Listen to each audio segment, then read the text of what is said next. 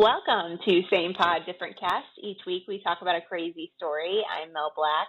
And I'm Marie White. We are a couple of moms who like listening to tales of survival, humor, and mystery, but also be around our kiddos. Parental discretion is advised. On today's episode, we have a very special guest to help us with commentary. She is a funny and energetic force to be reckoned with, and my go-to girl if I need a background check done on anyone. No, I won't admit how many times I've had her do that. Welcome, Sinclair Subtle. Thank you. Thank you both for having me. Oh, we're so excited to have you. I am sure that we have all experienced one person in our life who talks a little too much. You know, one that overshares. It can be uncomfortable, but you probably don't think twice about it. But after today, you might. The story today is a listener suggestion, and I honestly didn't know the chaos I was getting myself into. And I think I'm in good company. I don't think the people involved in today's story knew how one person's web of lies would result in uniting them. So thanks to Jen for the suggestion, because this is the Great Fabricator.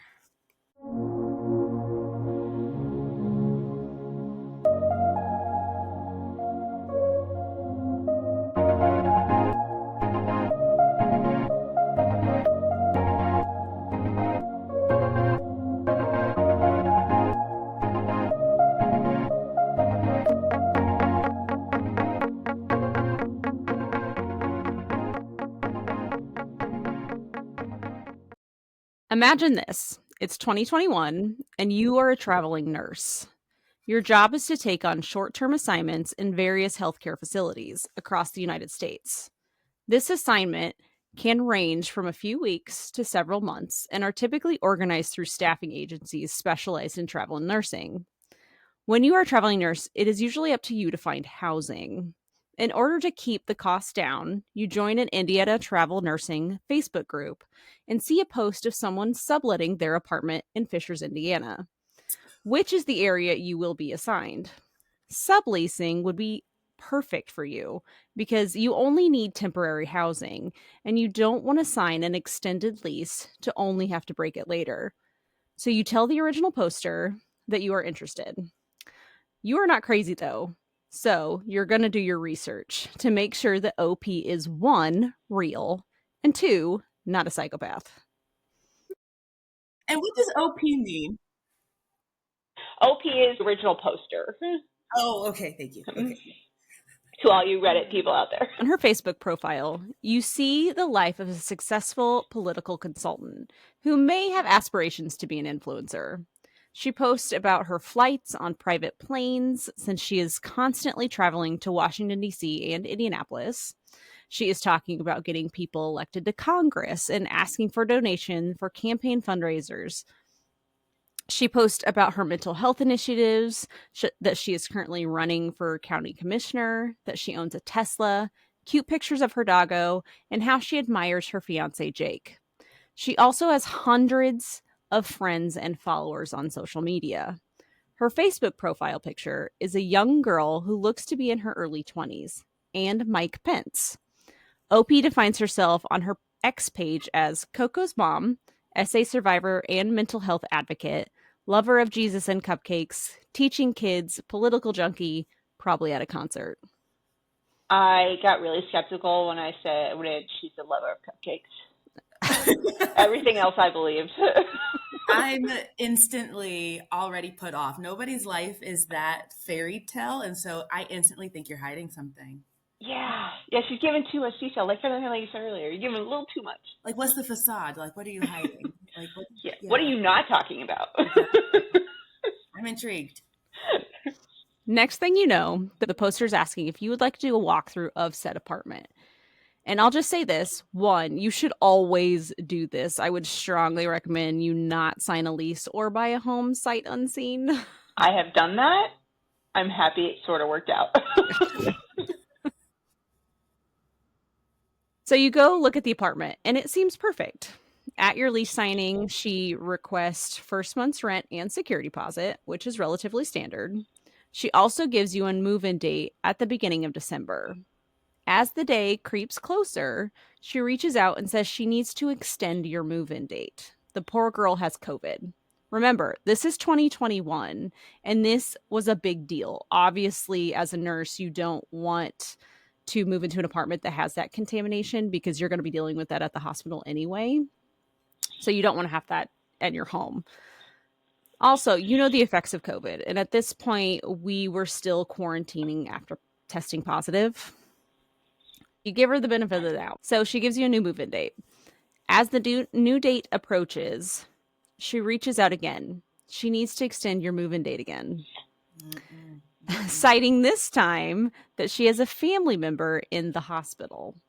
Okay, this seems weird, but you try to remain understanding. She gives you a new move-in date. We are now in the middle of December, and your new assignment is starting in a week, but your move-in date is in a couple of days. She reaches out again. Want to guess what she says? I'd be upset. I'd be so mad, yeah. I'd be looking for a backup, though, because she sounds so unreliable, and this is going to be who I'm going to be working with or, trying to make accommodations with. Like, not off to a good start. Yeah. You guessed it. She needs to push back your move-in date again. At this point, you don't care what the reason is because you need a place to stay and this is clearly not going to work out. You request a refund. All of a sudden, you're blocked. Okay, so you know that I have like a small, I think it's kind of similar in which I signed a lease to an apartment. I gave them my, security deposit, first month's rent, and I never lived in it because of that whole like weird bug issue. And then it took them 6 months to give me my security deposit back. So this like instantly has flares. Like I'm getting so mad. I'm getting hot. Yeah, I'd be completely livid. I would, I'd be hot. I'd be real hot. Yeah. So who is this person? Let's jump back to 2014-2015 timeframe. Megan Stoner became interested in politics in middle school. In high school, she got a mentor in the Indiana House of Representatives. She then started to volunteer on campaigns, but very quickly, and I mean only within a couple of days, people started to realize that something wasn't right, and a lot of the campaign data looked off. In order for her to appear as if she was knocking on more doors and calling more people than anyone else, she was forging survey responses. How do you forge a survey response? Unless you're like going to Starbucks and just like, like writing them out yourself.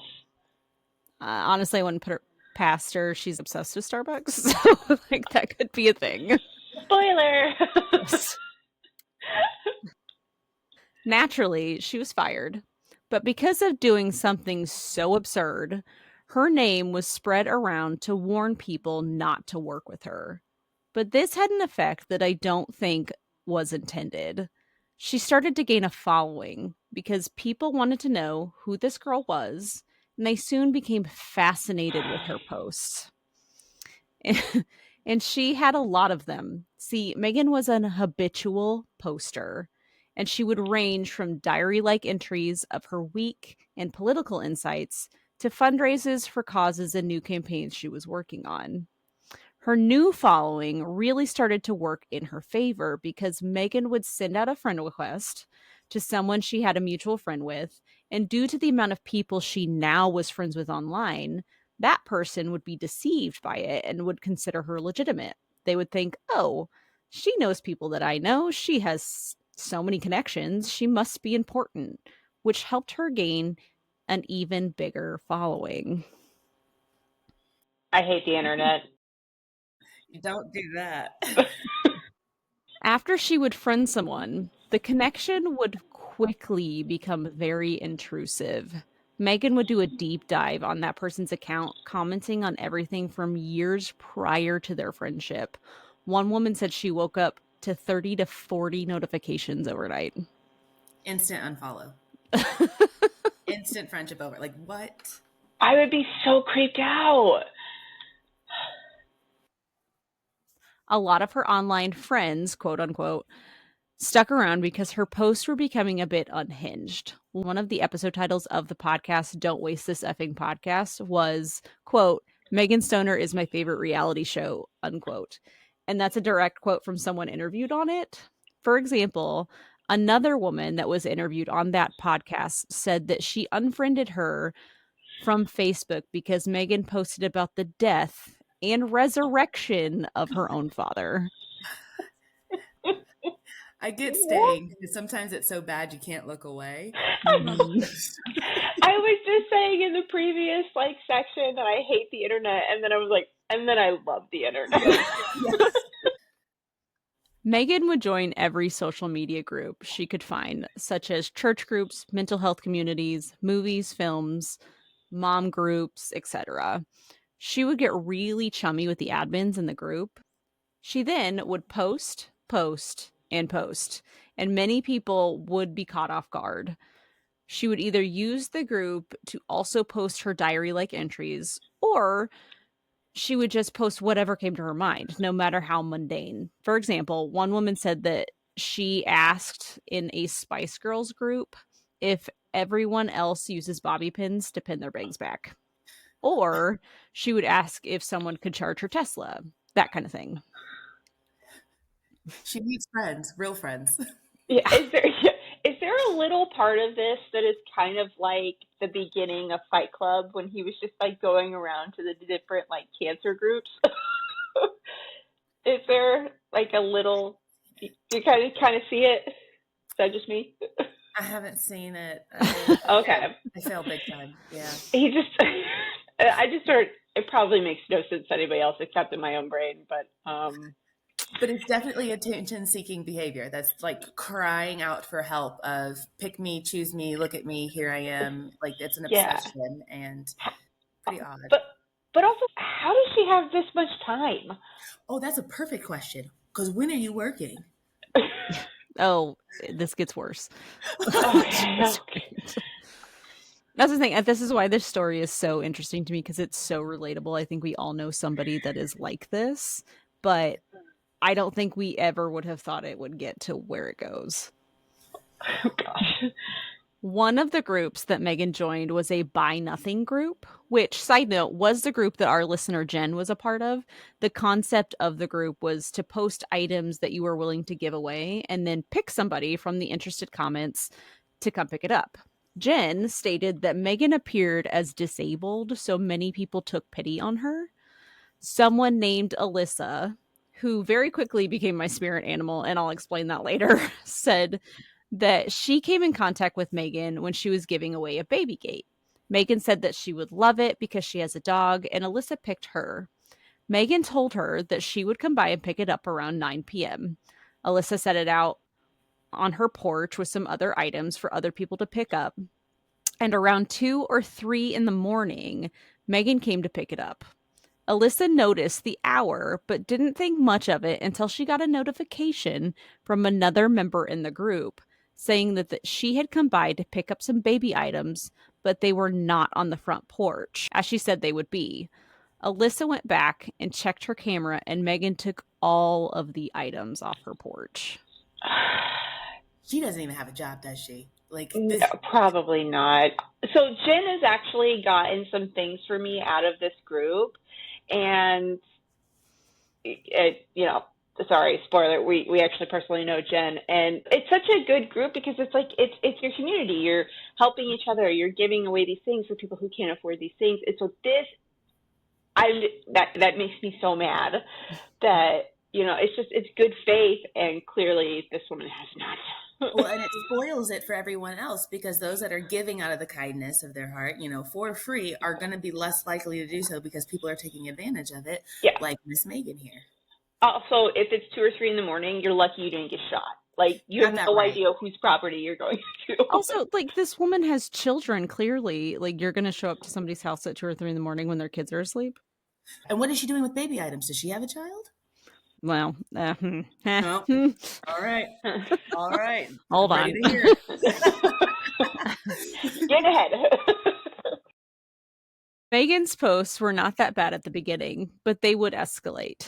Megan would post a picture of every bruise or scrape she had on her body. She would start telling really graphic stories of incidents that happened to her in SA survivor groups. But what the community members would figure out is that she wasn't even clever enough to come up with her own lie. She would take another woman's post of their experience, move one or two details around, and then post it as her own in the same group as the initial woman. So she's an idiot.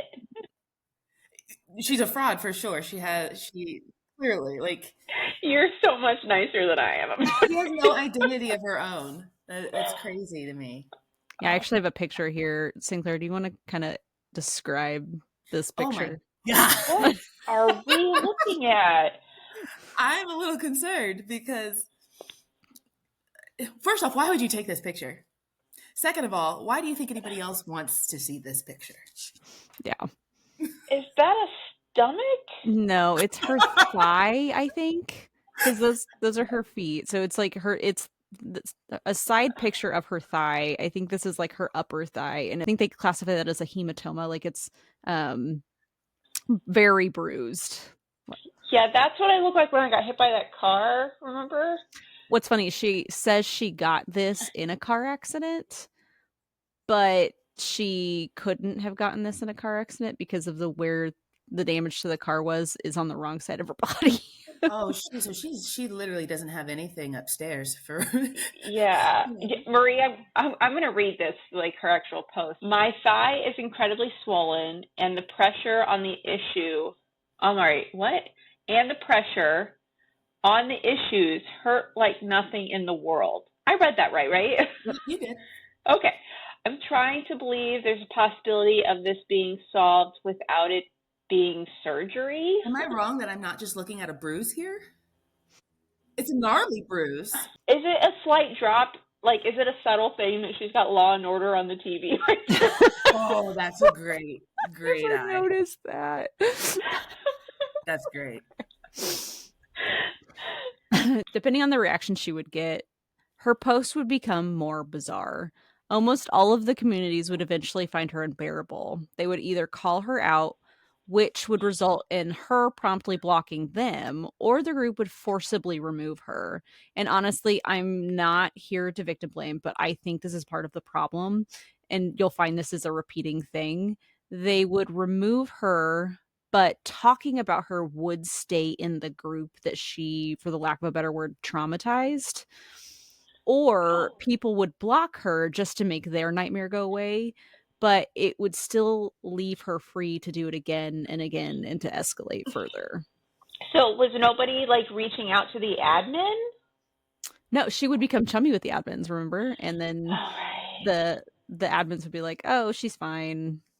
But she wouldn't she wouldn't do anything to the admin. She would just like act normal. Does she know what normal is? She did get blocked for a bunch of groups, so I'm sure eventually the admins were like, "Yeah, you got to go." But okay, it probably took a minute. Even though now she wasn't welcome in political circles, she would just show up at fundraisers or events, or she would sign up as a volunteer to get access to the event for free and then not work it. After some time, this tactic stopped working, and the event committees would put out a bolo or a be on the lookout for her. But that wouldn't stop her from posting on social media that she worked for these communities. A former Pence staffer talked on X, formerly known as Twitter, about her specifically. The poor guy was notified of her very quickly, but this was more of a warning to keep her away from Mike Pence. However, she became more of a thorn in his side due to the amount of posts that she had online. He would get questions on if she indeed worked for the soon to be elected vice president.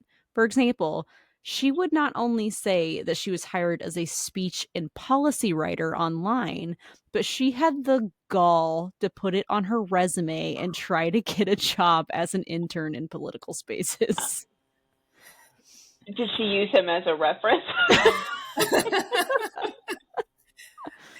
Wow. How did she get a picture with him? Didn't you say at the beginning that she had a picture with him? Yeah, she has pictures with a lot of people in political spaces, and Photoshop or no, for like, real? she legitimately they are pictures of her with them, but this was, like, all before that was when she was, like, in high school, When she was early normal. college, yeah, Okay. when she volunteered at the state house. It really makes you wonder what has happened in someone's life that makes them go to these extremes. Yeah. Yeah. One time, after being denied entry to an event, Megan was then invited to do an exclusive 4-part interview series about how she was being rejected from her political party for being too conservative. Is that the reason? Interesting. A 4-part series. The fact that you need 4 parts in order Yeah. to explain it all. Yeah. That is like a recipe blog. Oh gosh, it never ends. Yeah. And where she sat for those interviews, she was sitting in a Starbucks. Oh, free Wi-Fi. Up to this point, most of Megan's scams don't have anything to do with money. She's actually just coming up with elaborate stories to get people to pay attention to her, which seems really sad. And honestly, the length that she's doing it sounds like a full-time job. So let's talk about some of the other lies that she told. Yeah. I'm not emotionally prepared for this. Megan made false allegations of SA, some at the hands of church members, doctors, and very famous political pundits. Wow. She allegedly defrauded the Small Business Administration by obtaining a PPP loan. What's that? Do you remember during COVID, small businesses could apply for a PPP loan to help keep them open and to help pay for like masking and all of that stuff? Yes. Yeah, Yeah. that's what she applied for, and she allegedly got money for that. For no business that she has. That's so frustrating because clearly there were people that needed help. She posted fake stalking incidents and said that she and her family were shot at. What? On multiple occasions, she posted that her parents passed away long before they actually did. Oh, I know. Is her dad resurrected himself? Yeah. Like, are they not able to see this stuff that she's posting about them? Like, is none of her family seeing all of the facade that she's putting on? Has nobody reached out and said, like, quit? Like, go to therapy? Like, Yeah. I'm just shocked that she's doing all of this and no one's like saying anything to her, like from her Yeah. personal life. From my understanding is I don't think she's really close with any of her family members. Like, Which, with good reason, I'm sure they pushed her away. yeah. Megan started attending iTown, which is part of an association of related churches, or ARC for short. Like most things, she tried to build relationships there, but very quickly she started rubbing people the wrong way. One example is that at iTown, they sponsor families during the holidays, and the congregation can sign up to give food and gifts. Usually, somebody would sign up for 1 or 2 children. Megan signed up for a bunch of them. I don't have an exact number, but it was way more than anyone else. When it came time to turn in the gifts, she brought in a bag of discounted t-shirts and said it was all she could afford. So she robbed all of these kids of potentially having something for that time. Yeah, like the church leaders were not happy about it. They did end up going and using the church credit card to pay for the gifts for those kids, so they were taken care of, but it was more of a what the heck. Yeah, I'm just picturing those shirts saying like Scott's Tots on it or something. But I'm sure she posted it all on Facebook and whatnot that she's doing this charity effort and that she's giving. So let's stay on iTown for a minute. After bumping heads with some of the people, Megan had found a community online of people who had suffered horrible things while going to various churches. The consensus that I got is that she identified with this group and ran wild, so she started to find or make up issues with her own church. Some of the issues that she said about iTown is that there is a lot of bullying and intimidation. Okay, not great, but probably not criminal. Megan then started to report harassment at the hands of the church and its leaders. For example, she said someone from I-Town ran her off the road, but in reality, she actually crashed her car and received an OWI, or operating while intoxicated. Oh my goodness. Yeah. It's tragic. One of the more appalling lies is that she said someone at the church mailed her intimacy toys. In what world does that actually happen in? Yeah, it doesn't. Like, that's not a thing. Okay. I'm uncomfortable. Yeah. In 2021, Megan started a podcast called A Sinking Art. Oh wow. That's hold on. I just got it. Wow. Yeah. Which, like, I have to hand it to her, is a clever title. I can't breathe. Okay. The podcast is about the scandals and wrongdoings of ARC churches, specifically I-Town. She said she wasn't going to make the podcast about herself, which she kept true to until episode 2. She spends the opening of the episode talking about the drama in her life. Example, the cyberbullying she experienced and the hard time she is facing due to her dad's failing health. She said she had to move because she was being stalked and harassed, even though in reality she was being evicted from her house due to non-payment. Oh my. I'll admit she's clever. Okay. That piece, especially to be able to put on this facade for so long. But I mean, I'm so curious to understand where she is today. Another example is an episode where she calls it a pastor from a different ARC church who had an affair. The pastor later wrote to her and asked that she not talk about him due to the harassment he and his family had been receiving. But he did say that if he decides to give an interview, that she would get the exclusive. She quickly switches this over to be about her and how she didn't deserve the harassment that she has had historically, and essentially said that if he didn't have the affair, she wouldn't be talking about him. I mean, that is a true statement. Okay. But that also goes for her and the harassment that she's been receiving too. So, Exactly. Yeah. I can't have her making even the slightest bit of sense, though. I have problems with this. touche. Yeah. One of the craziest scams I heard about has to do with a pastor in Canada named Jeff Thompson. Jeff met Megan on Reddit and they talked platonically back and forth for several weeks. Jeff was interviewed on an episode of Megan's podcast titled The Structure of the Sinking Ark because he was trained and started an ARC church, but later left the association. After that, Megan started to do what Megan does, and it quickly escalated into the bizarre. Megan started to catfish Jeff by pretending to be multiple ARC pastors and the governor of Indiana. Yeah, I'm just going to let that sit there for a second. Why? Like, what is she gaining? Not money yet, I guess, but like, Yeah, I don't know because it's not money. watch TV, read a book. Like, why mess with people's lives? She created multiple fake phone numbers, forged screenshots of fake text messages, and even attempted to impersonate the governor on a Skype call.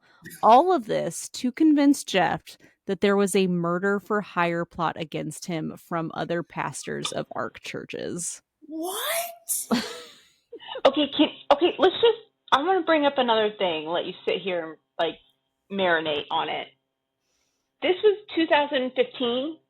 No, we're at like 2021 at this point. Oh, okay. So this was, like, AI could have been a thing. Can you imagine if, like, because my understanding is 2021 AI was still not as good as what it is currently. Can you imagine if this woman could, like Skype call a person, like as Mike Pence? It would be believable today. Yeah. I mean, she tried to do that. She really did. Oh my God. And this worked. Jeff said that there was one night that he felt that he had to put his kids in the car and leave the house because he was so scared. Jeff, believing this is real, reached out to a friend who obviously told him that he and Megan needed to go to the police. So Jeff told Megan that he was going to do exactly that and that she needed to also do that to corroborate his story. And that's when she folded. I'm not happy. Jeff wrote a letter to his congregation addressing her, and in it he spoke about trying to get her help. I couldn't find whether he reported it to the police, but I don't think he actually did. Jeff is a better man than I. I don't know the psychology behind people who lie to others for no benefit of their own. I listened to an interview of one of Megan's victims, and he described it as her receiving hits of dopamine. Like she would deceive someone and she would get a hit. The bigger the stake or lie, the bigger the reward. Yes. I think that's why people steal. I think that's why people do certain things. It's that, but she's not getting any monetary value, but she's getting a rush somehow. And it's odd, but I'd rather you do drugs. Yeah, like what about cocaine? No, I'm kidding. I don't recommend that. No. But like embroidery. But you're harming yourself, not everybody else. Gardening, Something. I mean, could you think about if she had actually put her skills and her time towards something that was actually productive? She could make an honest few dollars, for real. Like she has the tenacity to keep going. I mean, this is commitment. I mean, she's putting a lot of effort and time into keeping up these facades and stories. I mean, she could have really done something with herself, for the good. So when does it turn into scamming for financial gain? You'll have to tune in next time to find out. Part 2 will be out tomorrow. We don't have to wait, do we? No, you don't. Research, writing, and editing by Marie White. Original theme music by Caleb Duggar. A special thanks to Mel Black and Sinclair Settle. You can find all our sources in the show notes and photos on our Instagram, username samepoddifferentcast. Follow, like, and subscribe for future content.